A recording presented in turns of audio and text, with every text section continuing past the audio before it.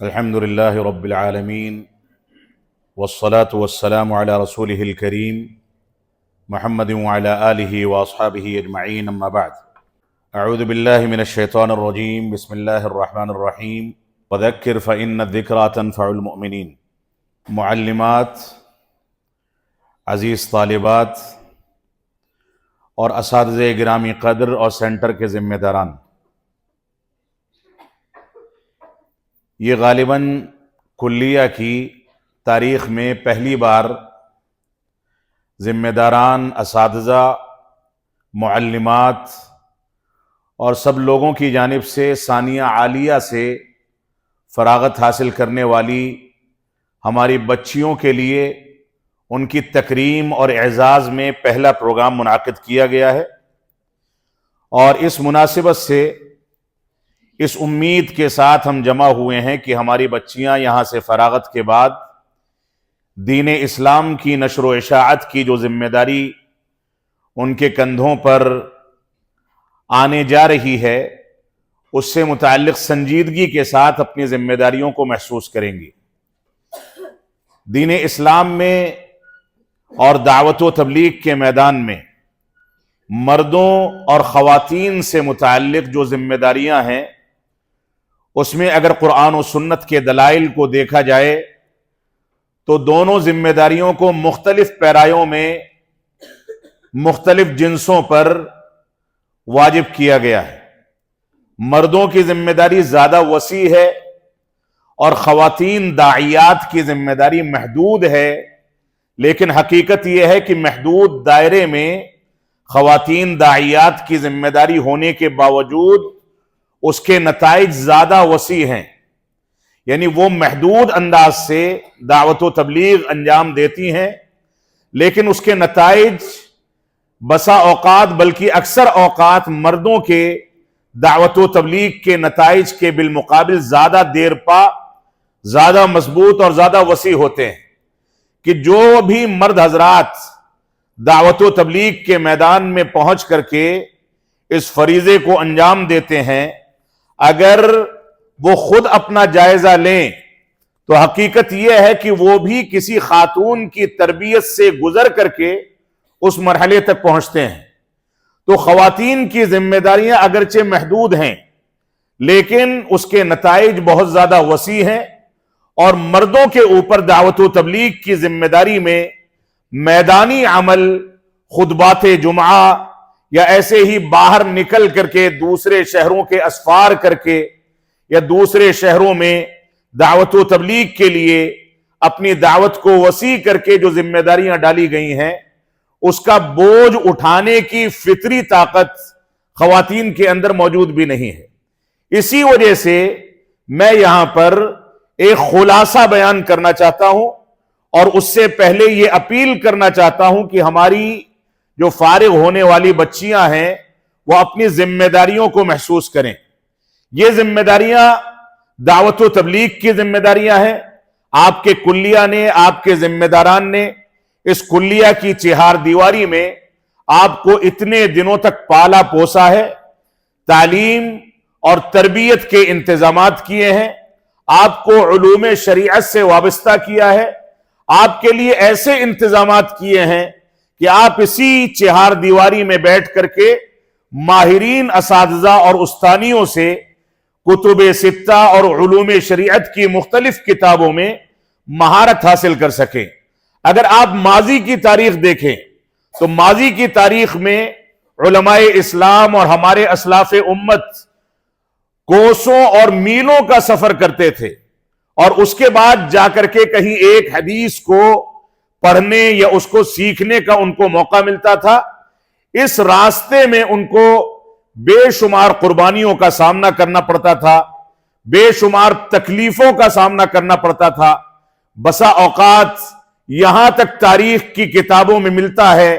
کہ محدثین نے ایک ایک حدیث کے لیے ایک ملک سے دوسرے ملک کا سفر کیا، میلوں سفر کرتے رہے، مہینوں سفر کرتے رہے۔ صورتحال یہاں تک ہوئی کہ کھانے پینے کا انتظام نہیں تھا۔ بعض روایات میں ملتا ہے، تاریخی روایات میں، کہ بعض علماء نے جب یہ خدشہ ہوا کہ ان کی پیاس اور بھوک کی وجہ سے جان نکل جائے گی تو اپنا ہی پیشاب کسی برتن میں کر کے مجبوراً اسی کو پی لیا۔ صورتحال یہاں تک ہوتی تھی کہ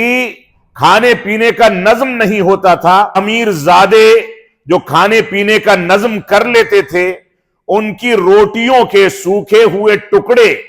جو گر جایا کرتے تھے، محدثین اور علماء اس کو جمع کر کے اس کے ذریعے سے آسودگی حاصل کرتے تھے۔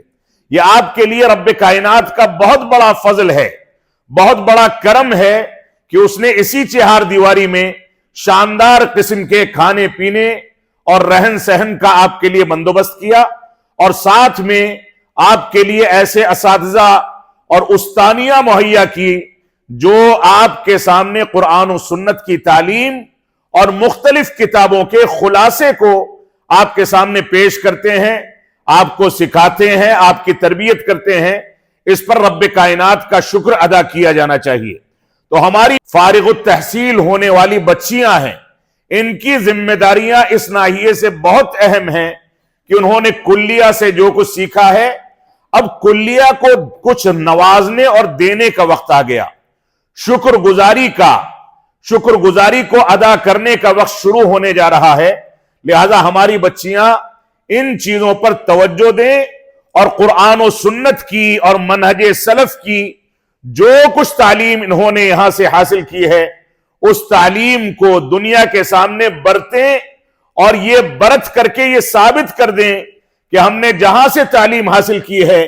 وہ کلیہ قرآن و سنت کا ایک سنگم ہے۔ شکر گزاری کا تقاضا ہے کہ آپ کلیہ کی معلمات سے، معلمین سے، ادارے کے ذمہ داران سے وابستہ رہیں، ان کی شکر گزار بنیں، ادارے کا دفاع کریں، ایسی نیک نامی پیدا کریں جس کی بنیاد پر دنیا کی خواتین اس ادارے سے جڑیں، اس کی نیک نامی پیدا ہو۔ یہ ہماری بچیوں کا بنیادی فریضہ ہے۔ لیکن یہاں پر میں دعوت و تبلیغ کے جس عنصر کو ذکر کرنا چاہتا ہوں وہ بہت بنیادی مسئلہ ہے۔ شیخ الاسلام اگر کہا جائے تو مبالغہ نہیں ہوگا۔ امام علامہ ناصر الدین البانی رحمت اللہ علیہ کا ایک فتویٰ ہے، اس فتوے کا خلاصہ میں آپ کے سامنے پیش کرنا چاہتا ہوں، جو دعوت و تبلیغ کے میدان سے متعلق خواتین کے بارے میں ان سے کیا گیا تھا۔ سوال یہ تھا کہ درس و تدریس اور مواعظ و نصیحت کی خاطر کسی داعیہ خاتون کا، عورت کا ٹیلی ویژن پر یا ایسے ہی کیمرہ کا سامنا کر کے سوشل میڈیا پر ٹیلی ویژن کی زیب و زینت بننا، اس کا کیا حکم ہے؟ یہ بات واضح رہے، اس سوال کے اندر اس بات کا تذکرہ بھی کیا گیا ہے، یہ بات واضح رہے کہ وہ خاتون جو آ کر کے سوشل میڈیا یا ٹیلی ویژن پر دعوت و تبلیغ کرتی ہے، وہ مکمل اسلامی حجاب میں رہتی ہے، نقاب پہن کر کے آتی ہے، چہرہ ڈھکا ہوتا ہے، اسلامی حجاب کا مکمل خیال کرتی ہے۔ تو علامہ البانی رحمت اللہ علیہ نے اس سلسلے میں جو جواب دیا وہ بہت تفصیلی جواب ہے۔ اس جواب کا ایک مختصر خلاصہ میں آپ کے سامنے پیش کرنا چاہتا ہوں۔ سب سے پہلے انہوں نے فرمایا کہ یہ بات صحیح ہے اور اس بات پر غور کیا جانا چاہیے کہ اسلامی ٹی وی چینل دعوت و تبلیغ کے لیے اگر سارے منکرات سے بچتے ہوئے منہج سلف کی روشنی میں چلایا جائے تو یہ ایک اچھی بات ہے، اس کا انتظام کیا جانا چاہیے۔ ایسے ہی فرمایا دوسری بات یہ ہے کہ اگر کوئی خاتون علوم شریعت میں مہارت حاصل کر کے اور اس کے بعد دعوت و تبلیغ کا کام کرتی ہے، اس کا فریضہ انجام دیتی ہے،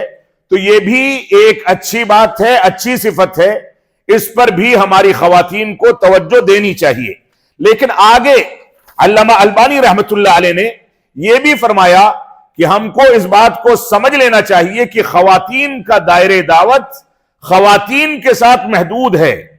وہ مردوں میں نکل کر کے دعوت و تبلیغ کا فریضہ انجام نہیں دیں گی، کیونکہ اللہ رب العالمین نے ان کے لیے حدود رکھے ہیں، پابندیاں رکھی ہیں، حجاب سے متعلق احکام و مسائل ہیں۔ لہذا ہماری بچیوں کو ان نکات کو سمجھنا چاہیے۔ اگر سوشل میڈیا پر کوئی بچی نقاب اور حجاب میں آتی ہے تو ایسی صورت میں اس کو سننے والے جو عوام الناس ہیں ان میں اجنبی مرد بھی ہوتے ہیں، لہذا سوشل میڈیا پر اس کو ظاہر ہونے کی اجازت نہیں دی جائے گی، اس کا دائرے دعوت خواتین کے ساتھ یا محارم کے ساتھ محدود ہوگا۔ بوقت ضرورت اگر ایسی صورتحال بن جائے کہ کوئی خاتون علوم شریعت میں اتنی زیادہ مہارت رکھتی ہے کہ مردوں میں اتنی مہارت والا کوئی عالم موجود نہیں ہے، اگرچہ ایسا ہوتا نہیں ہے، تو ایسی صورت میں خواتین صرف آڈیو کی حد تک آواز اور ایسے ہی حجاب کے جو حدود ہیں ان کا مکمل لحاظ کر کے وہ لوگوں کے سامنے پردے کے ساتھ اور آواز کے حدود کی پابندی کر کے ظاہر ہو سکتی ہے، لیکن ویڈیو میں اس کو ظاہر ہونے کی اجازت نہیں ہوگی۔ یہ اس کا خلاصہ ہے۔ اسی طریقے سے آگے فرمایا علامہ البانی رحمت اللہ علیہ نے، یہی وجہ ہے کہ اللہ رب العالمین نے انبیاء جو کہ دعوت و تبلیغ کے سلخیل ہوتے تھے، انبیاء کا انتخاب مردوں میں ہی کیا ہے، خواتین میں سے کسی کو نبی یا رسول نہیں بنایا۔ اللہ رب العالمین کا فرمان ہے وَمَا أَرْسَلْنَا مِن قَبْلِكَ إِلَّا رِجَالًا نُوحِي إِلَيْهِمْ، کہ ہم نے آپ سے پہلے جو بھی نبی بھیجا وہ اس کی جانب وحی کر دی اور وہ مردوں میں سے تھا۔ سورہ یوسف کی آیت کریمہ ہے۔ لہذا داعیہ خواتین کی ذمہ داری یہ ہے کہ عمومی طور پر وہ دعوت و تبلیغ کی ذمہ دار نہیں ہے، نہ ہی ان کو ٹی وی چینلوں پر جانا ہے، نہ اس کی زینت بننا ہے، بلکہ ان کے لیے سب سے بابرکت حکم اور ان کو محفوظ کرنے اور تحفظ فراہم کرنے کا جو حکم ہے وہ یہ ہے جو سورۃ الاحزاب کے اندر رب کائنات نے فرمایا وَقَرْنَ فِي بُيُوتِكُنَّ، کہ اپنے گھروں کے اندر بیٹھی رہو۔ بلکہ ضمناً ایک بات کا تذکرہ کر دوں کہ بعض تاریخی روایات میں اس بات کا تذکرہ ملتا ہے کہ عائشہ صدیقہ رضی اللہ تعالی عنہا ایک دور میں بعض جنگوں کے لیے اپنے گھر سے نکلی تھیں، آخری عمر میں جب قرآن مجید کی تلاوت کرتی تھیں اور اس آیت کریمہ پر پہنچتی تھیں تو مورخین لکھتے ہیں کہ زار و قطار روتی تھیں کہ میں نے اس کی مخالفت کی ہے، اور اللہ رب العالمین سے توبہ و استغفار کرتی تھی۔ اس وجہ سے بچیوں کی بنیادی ذمہ داری یہ ہے کہ اپنے گھروں کو لازم پکڑیں، وہ کتنا بھی باحجاب نکلیں گی، فتنے ہر جگہ سر اٹھاتے ہیں، اوباش ہر جگہ زندگی گزارتے ہیں، لہذا بچیوں کا تحفظ اور ان کو حفاظت فراہم کرنے کا سب سے زیادہ محفوظ ترین جو قلعہ ہے وہ ان کے گھر ہیں۔ لہذا علامہ البانی فرماتے ہیں وَقَرْنَ فِي بُيُوتِكُنَّ، اس آیت کریمہ میں عورتوں کے لیے سب سے بہترین مقام جو بتایا گیا ہے وہ ان کے گھروں کو بتایا گیا ہے۔ تو اللہ کے نبی صلی اللہ علیہ وسلم نے اسی بنیاد پر یہ بھی فرمایا کہ خانہ کعبہ میں یا مسجد نبوی میں جہاں پر ایک نماز کا ثواب 1000 اور 1,00,000 نمازوں کے برابر ہو جاتا ہے، حرمین میں مکہ اور مدینہ میں بھی خواتین کے لیے رسول اکرم صلی اللہ علیہ وسلم نے یہی افضل قرار دیا کہ وہ اپنے گھروں میں نماز پڑھیں۔ مکہ مکرمہ میں بھی اگر خاتون کہیں جاتی ہے تو اس کو اپنے ہوٹل میں یا گھر میں نماز پڑھنے کا اہتمام اگر وہ کرتی ہے تو اس کے لیے یہی افضل ہے۔ اللہ رب العالمین نے اور رسول اکرم صلی اللہ علیہ وسلم نے فتنوں سے بچانے کے لیے اتنے مقدس مقامات کو بھی ترجیحی طور پر اس کو جانے کا حکم نہ دے کر کے وہاں پر اس کو حفاظت فراہم کی ہے۔ لہذا خواتین کی ایک ذمہ داری یہ بھی ہے۔ اسی سلسلے میں علامہ البانی رحمت اللہ علیہ سے ایک سوال یہ بھی کیا گیا کہ کیا خواتین کا مستقل طور سے کوئی اجتماع کیا جا سکتا ہے جس میں خواتین جمع ہوں، خواتین ہی داعیہ ہوں، وہی درس دیں، وہی تقریر کریں؟ تو علامہ البانی رحمت اللہ علیہ نے اس سلسلے میں جواب دیا کہ اصل یہ ہے کہ خواتین کے اجتماعات مردوں کے تابع ہونے چاہیے، اور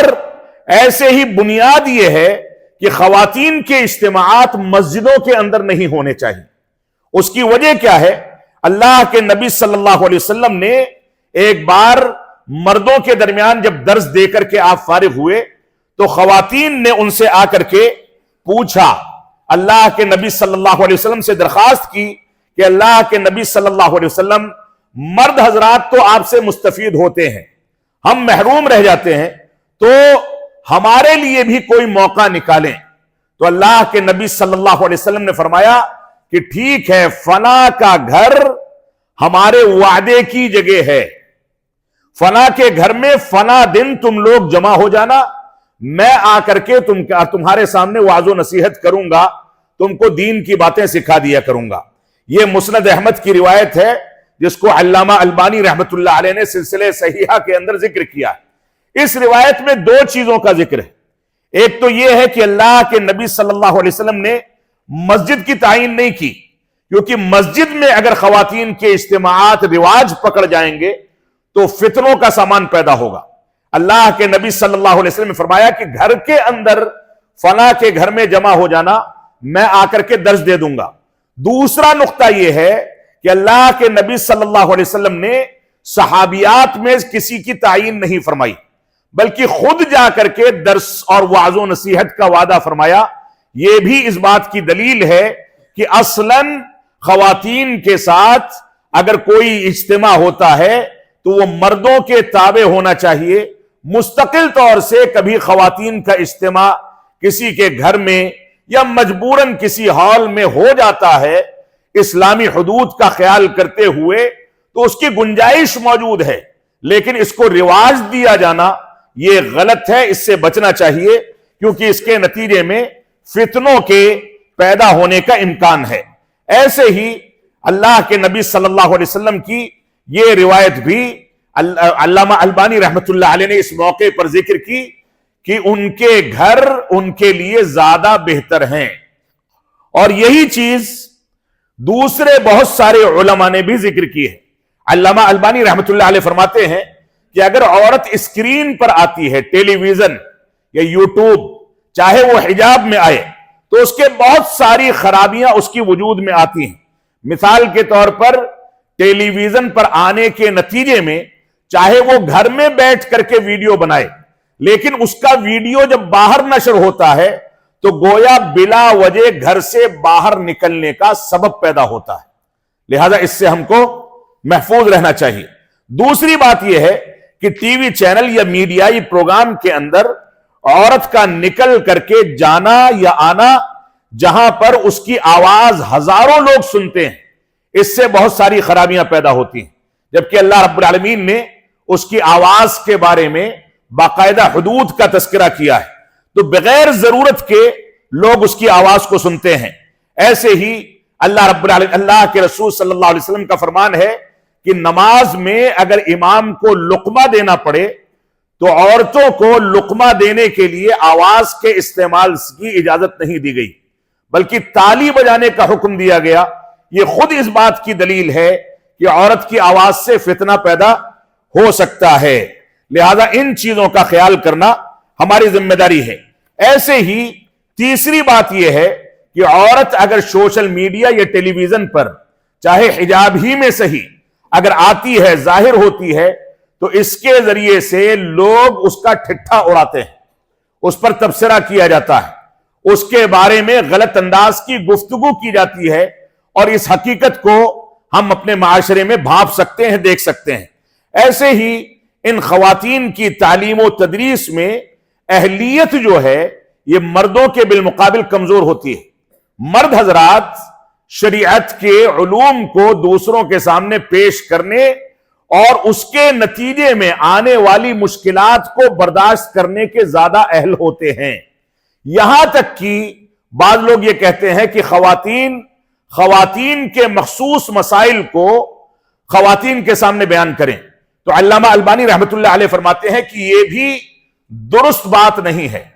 کیونکہ خواتین کے مخصوص مسائل کو بھی مرد حضرات زیادہ بہتر طریقے سے بیان کر سکتے ہیں اور واضح کر سکتے ہیں، لہذا خواتین ان کا تعاون کریں، اور تعاون کر کے ان کے محارم جو مرد حضرات علماء ہیں ان کے ذریعے سے سوالات میں جوابات طلب کر کے اس پر تشفی حاصل کی جائے۔ ایسے ہی اس بات کی بھی ضرورت نہیں ہے، خواتین کو سوشل میڈیا پر لانے والے یہ بھی ذکر کرتے ہیں کہ اس کی وجہ سے ہم یہ ظاہر کرتے ہیں مغربی دنیا کے سامنے کہ ہمارے یہاں خواتین قید و بند کی زندگی نہیں گزارتی بلکہ ان کو اختیارات ہیں۔ تو علامہ البانی رحمت اللہ علیہ کہتے ہیں یہ بھی فضول شبہ ہے انسانوں کو یہ پیغام دینا، اور بالخصوص مغربی تہذیب کو یہ پیغام دینا، جو مغربی تہذیب خواتین کے چہرے کے پردے کو برداشت نہیں کر سکتی، جو صرف سر کے دوپٹے کو برداشت نہیں کر سکتی، اس کو یہ پیغام دینے کا فائدہ کیا ہے؟ وہ تو چاہتی ہے کہ خواتین برہنہ ہو کر کے نکلیں۔ اس وجہ سے ہماری ذمہ داری ہے کہ مغرب کیا سوچتا ہے، آزاد خیال لوگ کیا سوچتے ہیں، اس کی فکر نہ کریں۔ ایسے ہی ایک سوال علامہ البانی رحمت اللہ علیہ سے اسی موقع سے کیا گیا کہ بعض خواتین، عورتیں اور داعیات دعوت و تبلیغ کے لیے گھروں سے نکل کر کے گاڑیوں کا استعمال کر کے مختلف خواتین سے جا کر کے ملتی ہیں اور مل کر کے ان کو پروگرام میں آنے کی دعوت دیتی ہیں۔ اس طریقے سے خواتین کا نکلنا یہ جائز ہے یا جائز نہیں ہے؟ علامہ البانی رحمت اللہ علیہ نے فرمایا کہ یہ بھی موجودہ دور کے مشکل مسائل میں سے اور فتنوں میں سے ایک ہے۔ خواتین کو اپنے گھروں میں ہونا چاہیے، وہ چاہیں تو آپس میں کوئی تنسیق کر کے کسی خاتون عالمہ کے گھر پر چند خواتین جمع ہو جایا کریں اور وہاں پر قرآن و سنت کی باتیں کر لیا کریں۔ اصل یہی ہے کہ خواتین اپنے گھروں کے اندر دوسری خواتین کو بلائیں، یعنی عالمات کے گھروں میں خواتین آ کر کے جمع ہوں اور اس کے بعد ان کے محارم ان کو چھوڑ کر کے جائیں اور لے کر کے اپنے گھروں کو چلے جائیں۔ یہی اصل طریقہ ہے، اسی طریقے پر ہم کو عمل پیرا ہونا چاہیے۔ تو ہماری بچیوں کے لیے اس فتوے کے اندر ایک بنیادی پیغام ہے۔ آج موجودہ دور میں فتنے اتنی زیادہ تیزی سے بڑھ رہے ہیں، ہم خود فارغات کو دیکھتے ہیں کہ وہ نکلتے ہی یوٹیوب پر اپنا اکاؤنٹ بنا لیں گی اور اس کے بعد اس پر ان کے ویڈیوز اپلوڈ ہونے لگتے ہیں۔ جب ان سے کہا جائے تو کہتی ہیں کہ ہم نقاب میں ہیں، حجاب میں ہیں۔ لیکن اگر حقیقت دیکھی جائے، اور میں نے خود اس بات کا مشاہدہ کیا ہے کہ اگر کوئی خاتون کہیں سوشل میڈیا پر ظاہر ہوتی ہے تو ایسی صورت میں سوشل میڈیا کے کمنٹ باکس میں اگر جا کر کے تبصرے پڑھے جائیں تو اتنے خراب اور رذیل قسم کے تبصرے ہوتے ہیں کہ کوئی انسان اس کو برداشت نہیں کر سکتا ہے۔ تو اوباش جو ہیں ان کا کوئی کام نہیں ہے، ان کا کام صرف خواتین کو اور بچیوں کو نشانہ بنانا ہے۔ لہذا ہمارے لیے اسلام نے جو تعلیمات رکھی ہیں ان تعلیمات پر عمل پیرا ہونے ہی میں خیر ہے۔ ہمارے گھر ہمارے لیے ہمارے تحفظ کا سامان ہے۔ اور سیم یہی سوال تقریباً علامہ صالح فوزان الفوزان حفظہ اللہ سے بھی کیا گیا۔ ان سے کہا گیا کہ فضیلت الشیخ، بعض خواتین داعیات ایسی ہیں جو لوگوں کو نصیحت کرنے کے لیے قرآن مجید کی تفسیر کے چینل بنا کر کے اپنی ویڈیوز اپلوڈ کرتی ہیں، جبکہ حقیقت یہ ہے کہ وہ مکمل حجاب میں رہتی ہیں۔ تو شیخ صالح فوزان نے بار بار تاکید کی، فرمایا میں نصیحت کروں گا کہ خواتین لوگوں کے سامنے ظاہر نہ ہوں، میری نصیحت ہے کہ وہ ایسا نہ کریں۔ اللہ کا فضل ہے کہ مرد حضرات دعوت و تبلیغ کے لیے کافی ہیں۔ اس کے بعد پھر سے سائل نے سوال کیا کہ بعض لوگوں کی جانب سے یہ مطالبات آ رہے ہیں کہ دعوت و تبلیغ کے میدان میں عورت کا ظاہر ہونا ضروری ہے تاکہ وہ عورتوں کے درمیان دعوت و تبلیغ کر سکے، اور اس کی ریکارڈنگ کی جاتی ہے اور ریکارڈنگز نشر کی جاتی ہیں۔ تو ایسی صورت میں آپ کی کیا رائے ہے؟ ساتھ ہی میں اس سائل نے یہ بھی کہا کہ جو لوگ ایسا کرتے ہیں وہ یہ کہتے ہیں کہ فَلَا تَخْضَعْنَ بِالْقَوْلِ، اللہ رب العالمین کے اس فرمان کا جو مفہوم ہے اس کے بارے میں بعض علماء کی رائے ہے کہ عورت کی آواز کا بھی پردہ ہے۔ تو وہ لوگ یہ کہتے ہیں کہ آواز کے پردے والی بات یہ شاذ بات ہے، شاذ قول ہے۔ تو شیخ صالح فوزان حفظہ اللہ نے اس سلسلے میں جواب دیا، فرمایا فلا تخضعن بالقول فیطمع الذی فی قلبہ مرض وقلن قولا معروفا۔ ان لوگوں کو اس آیت کریمہ پر غور و تدبر کرنا چاہیے۔ اس آیت کریمہ میں اللہ رب العالمین نے یہ حکم دیا ہے کہ تم اجنبی مردوں سے نرم لہجے میں گفتگو مت کیا کرو، ایسا نہ ہو کہ کوئی برا خیال رکھنے والا اپنے دلوں میں بیماری پیدا کر لے، لہذا تم شرعی آداب کے اور حدود کے اندر رہتے ہوئے گفتگو کیا کرو۔ تو شیخ صالح فوزان فرماتے ہیں کہ میں چند سوالات کروں گا، اور وہ سوالات یہ ہیں کہ جو لوگ یہ کہتے ہیں کہ یہ قول شاذ ہے، تو کیا رسول اکرم صلی اللہ علیہ وسلم کا یہ فرمان بھی شاذ ہے کہ حج بیت اللہ یا عمرہ کرتے ہوئے جب خاتون احرام پہن لیتی ہے، احرام کی نیت کر لیتی ہے، تو وہاں پر تلبیہ پکارنے کے لیے اس کو حکم دیا گیا کہ وہ آہستہ آہستہ تلبیہ پکارے؟ تو فرمایا کیا یہ فرمان رسول بھی شاذ ہے؟ اسی طریقے سے آگے سوال کرتے ہیں کہ جب عورت کو لقمہ دینا ہوتا ہے تو لقمہ دینے میں تالی بجانے کا حکم دیا گیا ہے، کیا یہ قول بھی شاذ ہے؟ اور ایسے ہی شیخ صالح فوزان حفظہ اللہ نے اس موقع سے اپنے غضب کا اور تنبیہ کا اظہار کرتے ہوئے فرمایا کہ اس انداز کے فتنوں کو جنم نہ دیا جائے، یہ لوگ سمجھنے والے نہیں ہیں بلکہ جاہل ہیں جو اس طرح کی باتیں کرتے ہیں۔ اور یہاں پر میں چند اقوال کا تذکرہ کر دوں۔ امام احمد بن حنبل رحمت اللہ علیہ کا ایک فرمان ہے، ان کا فتویٰ ہے کہ اگر رات میں قیام اللیل کے لیے کوئی خاتون بیدار ہوتی ہے اور اس کو تلاوت کرنی ہے تو قیام اللیل ظاہر سی بات ہے کہ وہ اپنے گھر میں کرے گی، یا مسجد میں جائے گی تو مسجد کے مخصوص حصے میں کرے گی۔ اس کے باوجود اس کو یہ حکم دیا گیا ہے کہ تلاوت میں بھی تیز آواز کا استعمال نہ کرے بلکہ تلاوت آہستہ آہستہ کرے۔ اور ایک ابن عقیل حنبلی رحمت اللہ علیہ، بہت مشہور امام گزرے ہیں حنابلہ کے، وہ کہتے ہیں بغیر کسی ضرورت کے خاتون کی آواز کو سننا مکروہ ہے، اور بعض دوسرے علماء کا بھی یہی فتویٰ ہے۔ لہذا ہماری بچیوں کی یہ ذمہ داری ہے کہ انہوں نے جو کچھ یہاں سے سیکھا ہے اس کو اپنے محدود دائرے عمل میں لے کر کے دنیا کے سامنے پیش کرنے کی کوشش کریں، سوشل میڈیا سے اپنے آپ کو بچا کر کے چلیں اور سارے فتنوں سے محفوظ رہیں۔ اور اس بات کی اپیل کرتے ہوئے مجھ کو شرمندگی محسوس ہوتی ہے کہ آپ سے یہ کہا جائے کہ نکلنے کے بعد آپ کا حجاب نہ اترنے پائے۔ اس طرح کے بعض جزوی واقعات ہمارے سامنے آ چکے ہیں کہ بعض بچیوں نے حجاب کرنا چھوڑ دیا۔ یہ بہت بڑے فتنے کی بات ہے کہ آپ علوم شریعت حاصل کرنے کے بعد یہاں سے جائیں اور اس انداز کے فتنے کا شکار ہو جائیں۔ آخرت میں رب کائنات کو آپ کیا جواب دیں گی؟ آپ کی ذمہ داری ہے کہ آپ ان چیزوں کو تحفظات فراہم کریں۔ اللہ رب العالمین ہم کو قرآن و سنت کی پیروی کرنے کی توفیق عطا فرمائے۔ وصلی اللہ علی نبینا محمد وعلی آلہ وصحبہ وسلم۔ والسلام علیکم ورحمۃ اللہ وبرکاتہ۔